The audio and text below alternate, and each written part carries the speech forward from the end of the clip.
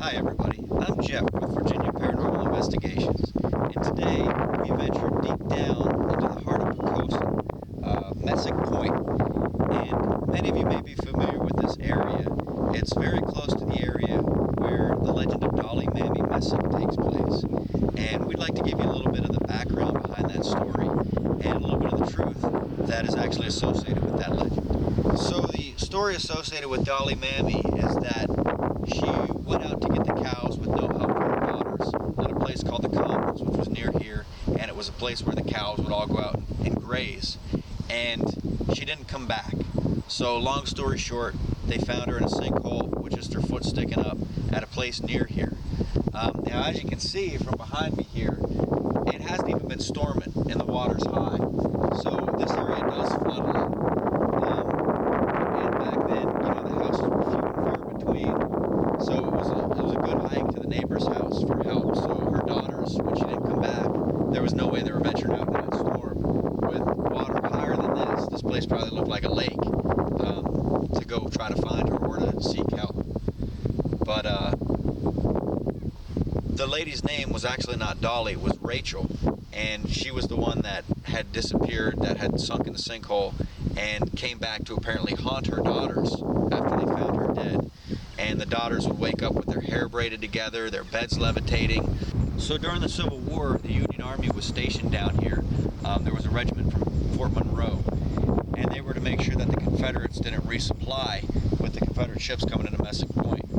So they caught wind of this urban legend, if you will, about the haunting of Dolly Mammy, where at night when the sun started to go down, they would hear loud banging coming from the house, and it would scare the daughters. Even the far neighbors, the neighbors that were far away, would hear it.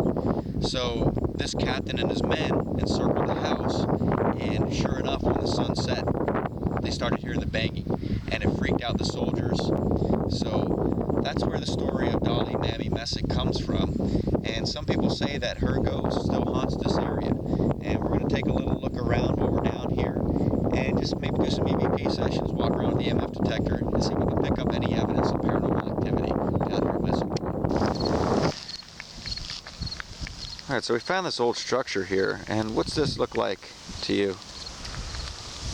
It's really hard to tell because it's so broken up. The cinder blocks and everything, I'd say it's probably the remnants of a house or a building. This concrete work here may have been a front porch at one time. Like I say, it's just so hard to tell right now.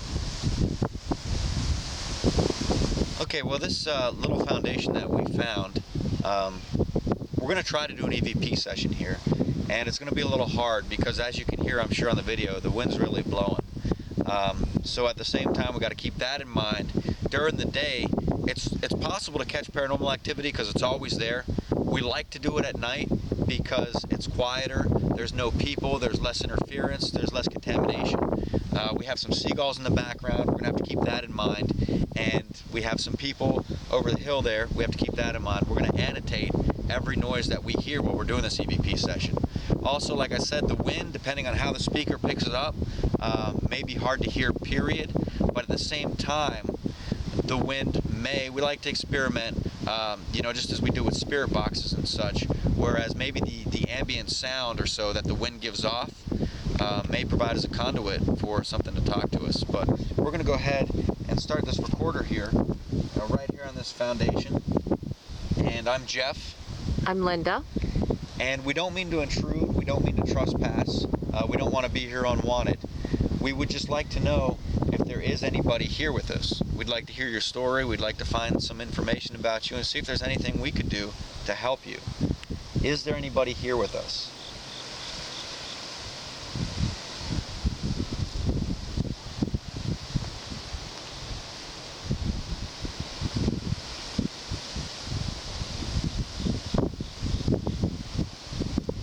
Can you tell us what your name is?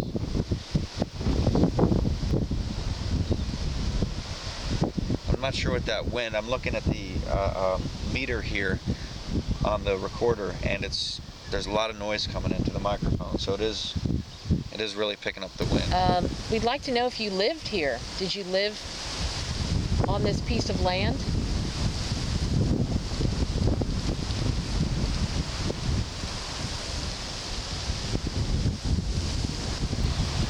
that's exactly what this is the foundation of a house. You can tell this was the front porch.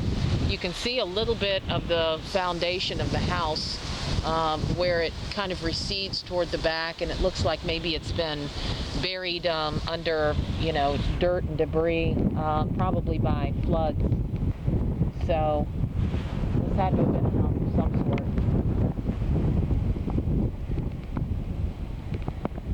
Yeah, and this would be a tough place to live because you got the water right behind you here. I'm sure they had a lot of flooding. Yeah, this place is very prone to flooding, so that's probably why the back section of the foundation looks like it may have sunk into the ground.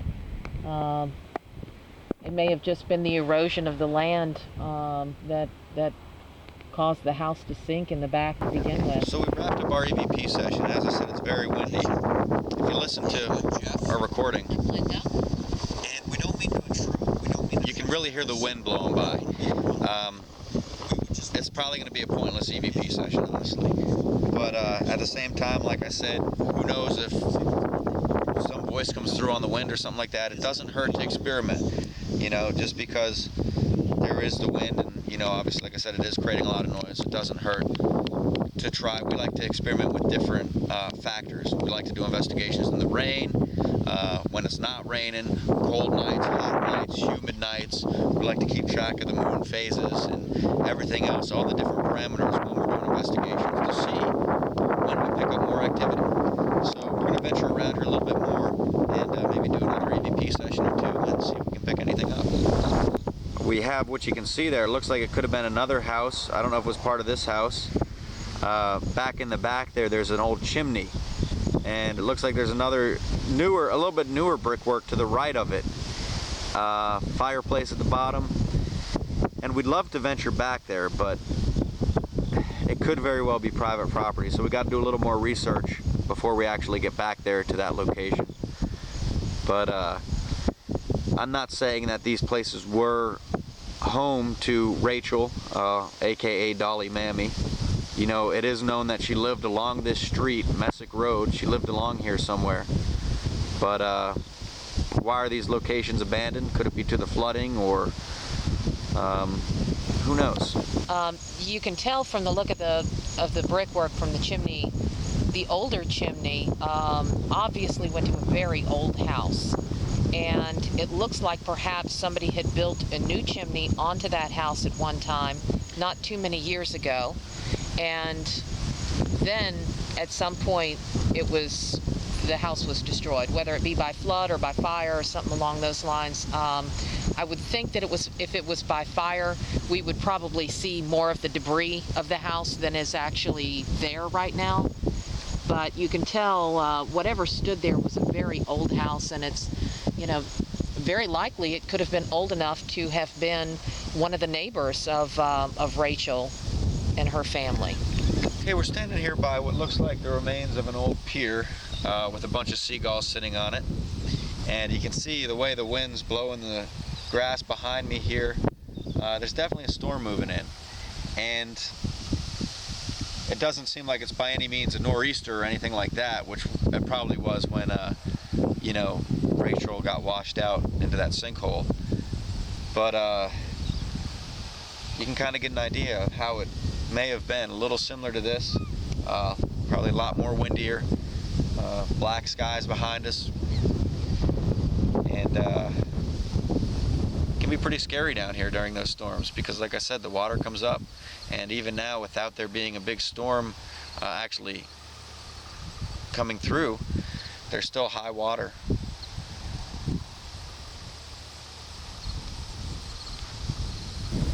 Well, the legend of the story is that the fisherman found her foot sticking out of a sinkhole near Bell's Oyster Gut. Now, from what I saw on the map, Bell's Oyster Gut is down a little ways along the coastline. So it would have been a long walk because from what I found via the Poquoson Museum, they said that her house they believe it was located near where the Paws Foundation is, which is up Messick Road. So Bell's Oyster Gut is way over there, so that would have been a long walk for her to go and get stuck in that sinkhole. So I don't know about the accuracy of that. It might have, some of this stuff is urban legend as far as that type of thing, her name. As far as the factual story of where she was found, we don't know. But if you read some of the paranormal books about the area, it will say that she was found near Bell's Oyster Gut. So we're going to continue on along the coastline here a little bit, and Is that your keys? I don't know.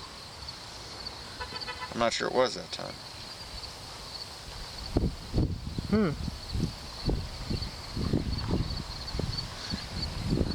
So that's interesting. We got a small spike on the EMF detector. I don't know if you heard it.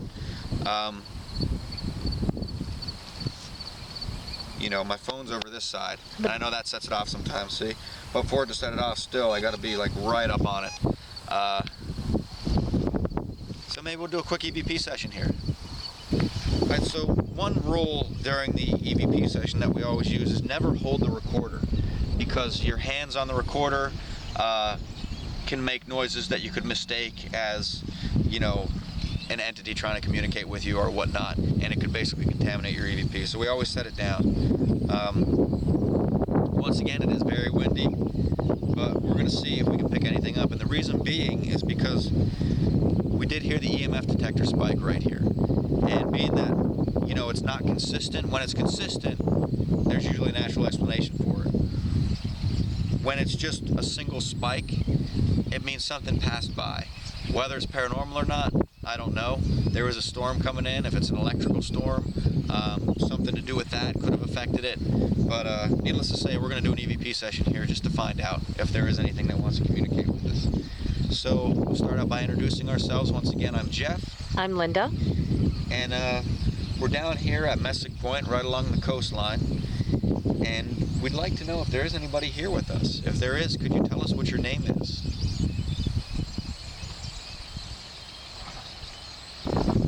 Is Rachel here with us?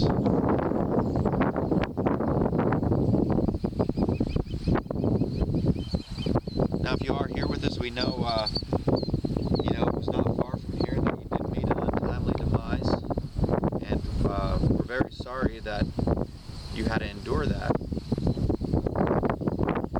If you're still here with us, we'd like to know. I also have this little device here.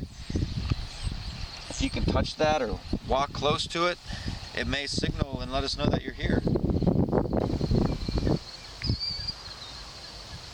Rachel, did you live around here? Get some seagulls in the background.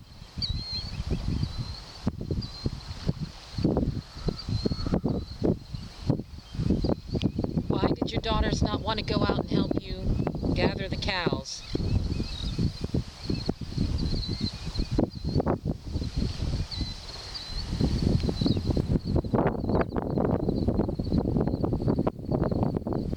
Can you tell us where you might be buried?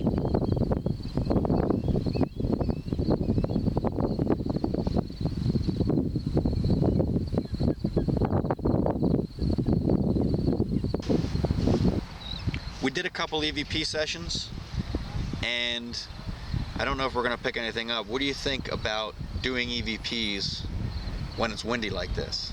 Well, I think, like you said, it's definitely going to make it a little bit harder to be able to hear any voices that might be coming through. But, I think spirits exist, whether it's windy, whether it's hot, whether it's cold, no matter what the weather conditions. So, they existed in life this way. Why would they not exist in death this way as well? Right, and often a common one that people see in the wind is banshees. Yes. Warning them of an impending storm or impending death that's going Right. to happen, depending on the Yes. different beliefs about banshees. But I guess more so as far as how spirits are believed to be able to use white noise to communicate through like static. Right, yes. Do you think they can use the wind as kind of a white noise as it's going over the speaker? Maybe a voice could come through easier. They could use the energy from that wind or something like that. I don't know. Like everything else, this is, of course, a theory. It's a possibility. Who knows what life after death is like and what abilities that they have. Like I say, I imagine that things like impending storms and the energy that it creates can certainly help to allow them to manifest. So it may be that it's not necessarily the wind, but maybe just the coming storm that may. Right. Also, bring with their the voice static electricity or whatever kind of electricity may be in the storm, may give them the energy they need to manifest. Right. Well, ladies and gentlemen, this is Messick Point. We'd love to spend more time here. It does look like there's a storm coming in, and we're going to get rained out pretty soon. And it's definitely a place we want to revisit. And we also would like to revisit the story about Dolly Mammy and give you more of the background behind that at a later time. So thanks for joining us. If you like what you saw, subscribe to us on YouTube. If you didn't like what you saw, subscribe to us anyway, because maybe the next video will be better.